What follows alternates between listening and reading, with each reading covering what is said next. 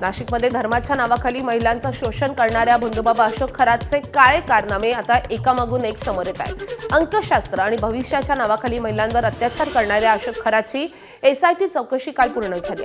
खरात त्याच्यासह खरातचा office boy, आर्थिक व्यवहार सांभाळणारा दीपक लोंढेसह एकूण 8 जणांची काल तपास पथकानं कसून चौकशी केली आहे। दरम्यान खरात विरोधात आणखी एक गुन्हा दाखल झाल्यानंतर नाशिक पोलिसांनी तपासासाठी त्याचा ताबा मिळवलाय। क्राईम ब्रांचकडून खरातची चौकशी करण्यात येते।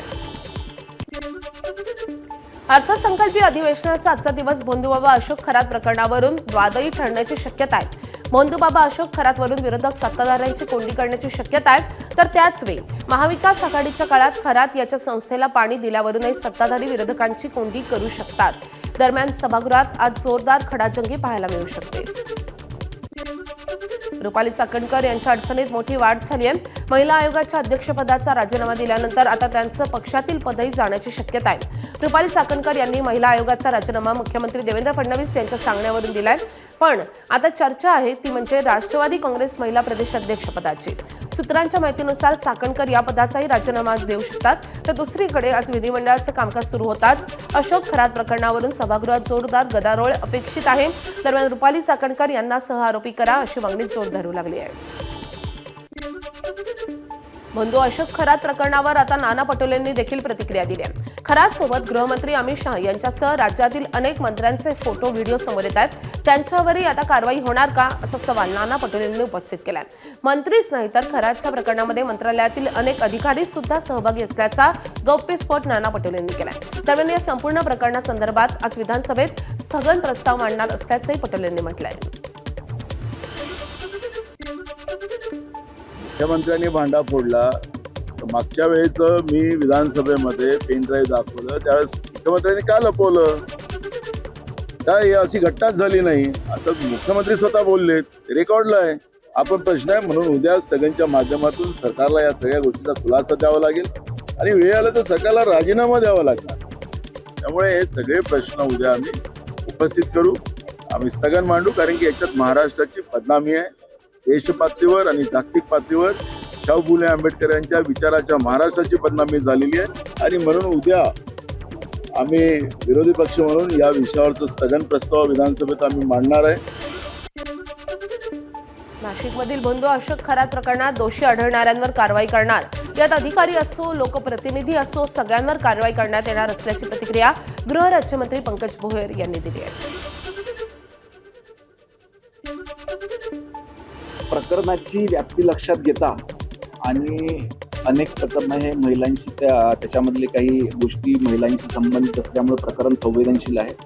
म्हणूनच त्याच्या एसआयटी प्रमुखपदी एका महिला IPS अधिकाऱ्याची नियुक्ती त्या ठिकाणी करण्यात आलेली आहे।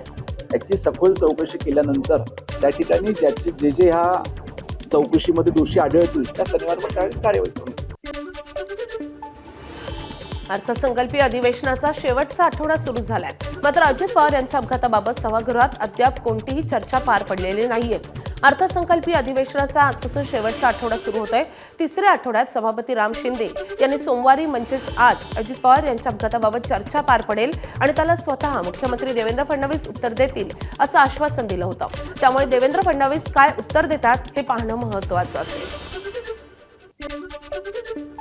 शरद पवार हे महाविकास आघाडीकडून तर अजित पवारांचे सुपुत्र पार्थ पवार हे महायुतीतील राज्यसभेवर निवडून गेलेत। अशातच ही निवड झाल्यानंतर पक्षाचे सर्वेसर्वा शरद पवार यांच्याकडून मवियाचे नेते आणि आमदारांसोबत विशेष कार्यक्रमाचं आयोजन करण्यात आले। राष्ट्रवादी काँग्रेस शरदचंद्र पवार पक्षाचे अध्यक्ष शरद पवार यांच्याकडून मविया आमदारांसोबत डिनर डिप्लोमसी करण्यात येणार आहे। शरद पवार यांनी मवियाकडून राज्यसभा खासदार म्हणून निवड केल्याच्या निमित्तानं आभार प्रकट करण्यासाठी या डिनर डिप्लोमसीचं आयोजन केलंय। आज संध्याकाळी 7 वाजता यशवंतराव चव्हाण सेंटरमध्ये या डिनर डिप्लोमसीचं खास आयोजन करण्यात आलंय।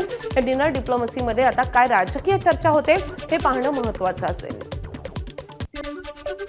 नवी मुंबई महानगरपालिकेतील कंत्राटी आणि ठोक मानधनावरील कर्मचाऱ्यांसाठी मोठी बातमी आहे। वनमंत्री गणेश नाईक यांनी शिक्षण, आरोग्य आणि परिवहन सेवेत कार्यरत कर्मचाऱ्यांना कायमस्वरूपी करण्याचा निर्णय घेणार असल्याची घोषणा केली आहे। या संदर्भातील ठराव येणाऱ्या महासभा आणि स्थायी समिती सभेत मांडण्यात येणार आहे। कामगारांच्या बैठकीत ही घोषणा झाली असून यामुळे अनेक वर्ष कंत्राटी तत्वावर काम करणाऱ्या कर्मचाऱ्यांना मोठा दिलासा मिळाला आहे।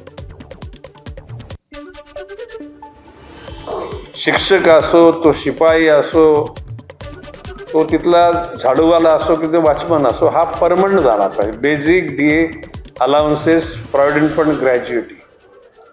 शिक्षण विभागानंतर आरोग्य विभाग आहे, त्याच्यामध्ये आयात दाया, वॉर्डबॉय, डॉक्टर्स हे सर्व परमनंट व्हायला पाहिजे. नागपुरात गंगाधर फडणवीस मेमोरियल डायग्नोस्टिक सेंटरचं लोकार्पण झालंय. सरसंघचालक मोहन भागवत, मुख्यमंत्री देवेंद्र फडणवीस आणि केंद्रीय मंत्री नितीन गडकरी यांच्या हस्ते या डायग्नोस्टिक सेंटरचं लोकार्पण करण्यात आलंय. मुख्यमंत्री फडणवीसांच्या वडिलांच्या नावानं उभारण्यात आलेल्या या डायग्नोस्टिक सेंटरमध्ये सिटी स्कॅन, पॅथॉलॉजी, अल्ट्रासाऊंड यासारख्या महागड्या सुविधा नाममात्र दरात मिळणार आहेत. अशा प्रकारचं डायग्नोस्टिक सेंटर प्रत्येक तालुक्यात उभं राहावीत अशी मागणी नितीन गडकरींनी केली आहे. कोविडच्या काळामध्ये रेमडेसिवीर होतं, त्याचा ब्लॅक मार्केट सुरू झालं होतं. पण आपल्या इथेच वर्धेमध्ये आपल्या इथल्या तरुण एका फार्मास्युटिकल क्षेत्रातल्या उद्योजकांनी रेमडेसिवीर तयार केलं, फंगसचे इंजेक्शन तयार केले. आपल्याकडे तर भरपूर उपलब्ध झाले, पण पुण्यापासून मुंबईपासून सगळ्या देशात आपण पाठवले आणि त्यामुळे लोकांची सोय झाली, अनेक लोकांचे डोळे वाचले.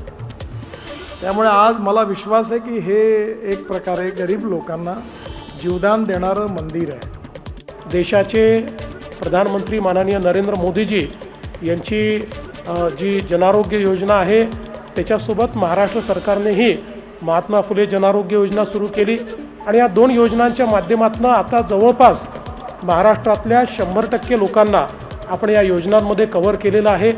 महाराष्ट्रामध्ये जवळपास आता 4,500 हॉस्पिटल्सचं नेटवर्क आपण उभं केलेलं आहे की ज्या ठिकाणी सर्व लोकांना मोफत उपचार हे आता आपण उपलब्ध करून दिलेले आहेत.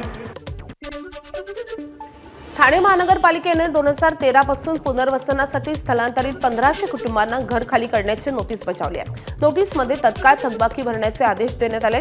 तसेच थकबाकी न भरल्यास फौजदारी गुन्हा दाखल करून घरे ताब्यात घेतली जातील असा इशाराही देण्यात आला आणि यामुळे स्थानिकांमध्ये भीतीचं वातावरण पसरलंय. जर महापालिकेनं आमचं पुनर्वसन करायला हवं तोपर्यंत आम्ही जायचं कुठे असा सवालही या रहिवाशांनी उपस्थित केला आहे.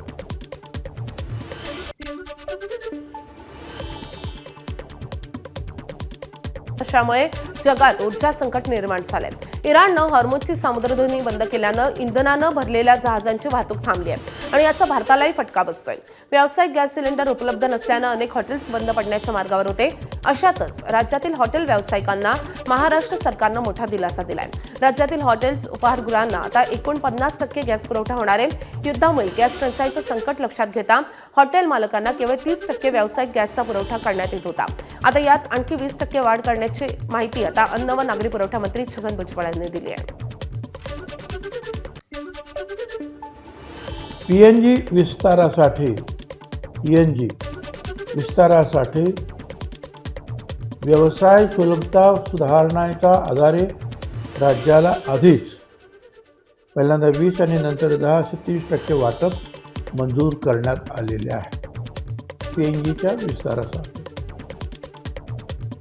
आता 23 मार्च पासून पुढील सूचना येईपर्यंत आणखीन 20% वाटप मंजूर करण्यात येत आहे. त्यामुळे संपूर्ण वाटप जे आहे हे 50% होईल. अखादी देशातील युद्धाचा परिणाम भारतातील व्यवसायावरही झालाय.